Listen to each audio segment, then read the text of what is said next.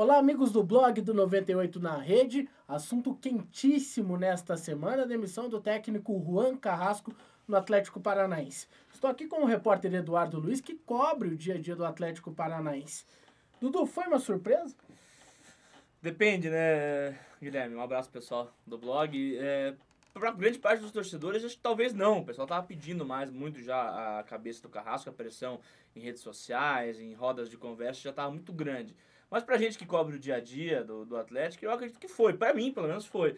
Porque na minha avaliação, o trabalho dele estava sendo bem feito por tudo que ele fez na temporada, não só pelos últimos jogos, assim. Então eu acredito que sim, pelo que aconteceu, da maneira que aconteceu, eu acho que foi uma surpresa, mas pro torcedor não foi, não. E Dudu, ele se perdeu no meio do trabalho porque ficou muito claro uma diferença. A melhor fase do time e do Carrasco, por consequência, aconteceu no primeiro turno, quando ele formou um time com as características de futebol que ele gosta, com 3 atacantes, time de alta velocidade, de uma marcação que sufocava o adversário desde a saída de jogo. Ele mudou isso ao longo da temporada, principalmente nos jogos fora de casa. Por que ele mudou? Então, na nossa função de repórter é mais reportar do que comentar, né? Mas agora não tem como fugir disso, né? A informação é que sim, ele foi orientado a mudar o seu estilo de jogo. A presidência, a direção de futebol recomendou ao Carrasco um pouco mais de cautela, que aquele futebol pra frente, ofensivo, alegre que se via no Campeonato Paranaense não funcionaria na Copa do Brasil e não funcionaria no Brasileiro. Portanto, pediram para ele pisar um pouco no freio. Ele fez isso e deixou bem claro em entrevista coletiva de que estava se adaptando ao estilo brasileiro de jogar. E com isso o Atlético perdeu a característica principal que ele tinha, que era justamente esse futebol alegre, esse futebol diferente. O Carrasco era, no primeiro semestre, o diferente num futebol muito igual que a gente tem hoje no Brasil. E quando ele mudou as características, ele mudou a característica não só suas de atuar, como a do time, e principalmente suas, porque ele já traz isso consigo há muito tempo, já esse estilo de jogo.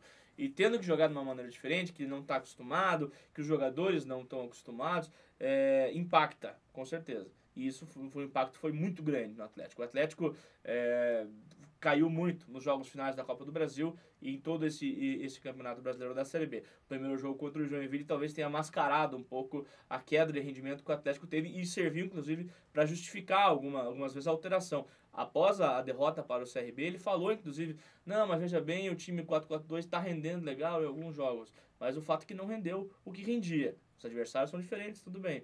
Mas o Atlético mudou, era um Atlético diferente e não aconteceu como o torcedor estava esperando. Você falou há alguns meses, inclusive, aqui no 98 na rede, durante a programação da Rádio 98, sobre essa interferência da diretoria. Qual foi o papel do Sandro Orlandelli nesse processo de desgaste? Porque provavelmente foi ele que tomou a decisão junto com o presidente dessa demissão. Mas no processo desse desgaste do Carrasco, que foi muito grande. Essa nova diretoria, o Petralha é o presidente, o Dagoberto dos Santos é o responsável administrativo pelo clube e o Sandro Orlandelli pelo futebol.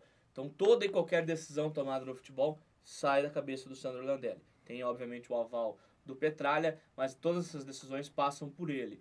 E a opinião dele com certeza nessa questão pesou muito. Pesou muito para a saída do Carrasco a decisão do Sandro Orlandelli. A gente não tem informação concreta que possa citar fontes de como era o relacionamento dos dois, mas essa interferência de filosofia já estava acontecendo há um bom tempo. Então a decisão final da demissão do Carrasco certamente não partiu do presidente, Mário Celso Petralha, que inclusive gostava do trabalho do Carrasco, e foi ele que indicou. O Sandro Orlandelli foi apresentado inclusive depois do Carrasco como o diretor de futebol. O Orlandelli já chegou com o Carrasco técnico. O Petralha tentou ainda contornar a situação, mas diante de uma pressão interna de alguns líderes do elenco, com o Sandro Orlandelli, aí pesou e não teve como sustentar. Dá pra gente dizer então, Eduardo, diante dessas informações que você está dando, que o Carrasco caiu a partir do momento que perdeu a sua identidade? Eu acredito que sim.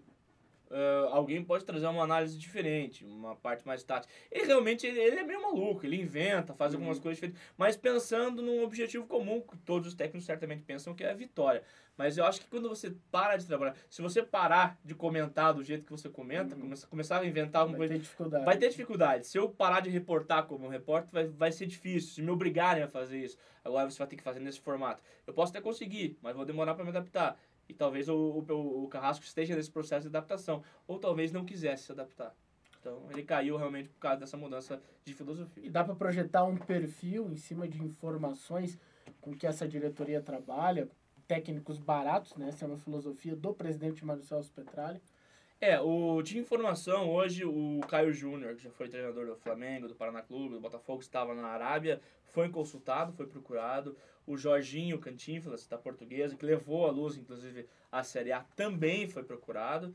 E o Ricardo Drubsky, que foi coordenador das categorias de base, que hoje é treinador também em Minas Gerais, também foi sondado. Trabalhou com o Petralha também.